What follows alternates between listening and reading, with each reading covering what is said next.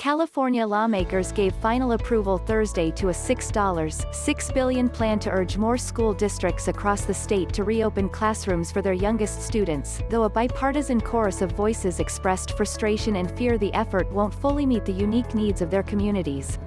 The legislation, which Governor Gavin Newsom plans to sign on Friday, is the most far-reaching effort by legislators in more than 6 months to address the educational challenges brought on by the COVID-19 pandemic.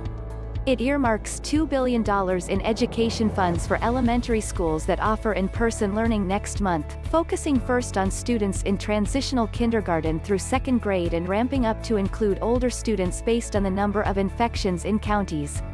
Schools that open later than April 1st would receive smaller cash grants, and those that don't open by May 15th would lose their entire share of the incentive funding. The goal of this is to spur districts on the sidelines to act and also help that those that are already acting, said Assemblyman Kevin McCarty, D-Sacramento.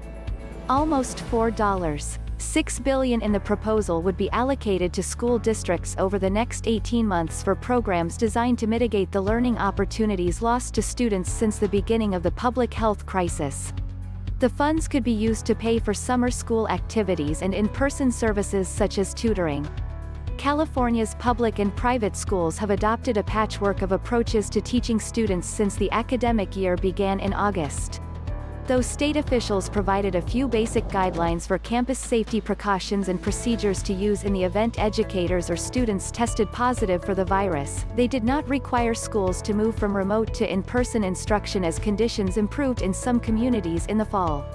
Nor were those schools that opened their classrooms required to close as COVID-19 cases increased during the winter. Newsom and lawmakers have been sharply criticized for not providing a more comprehensive statewide plan until now and spent most of the past 2 months seeking a compromise to assuage parents who are eager for on-campus instruction as well as educators who have been leery of returning to classrooms before they are vaccinated. The compromise plan, Assembly Bill 86, won votes Thursday from both Republicans and Democrats in the legislature. But the lengthy debates in the state Assembly and Senate seem to reflect the vast differences felt in communities hardest hit by the virus and those where closed schools have come to symbolize frustration with public health restrictions. Enough with these kids languishing at home, State Senator Andreas Borgeas, R-Fresno, said.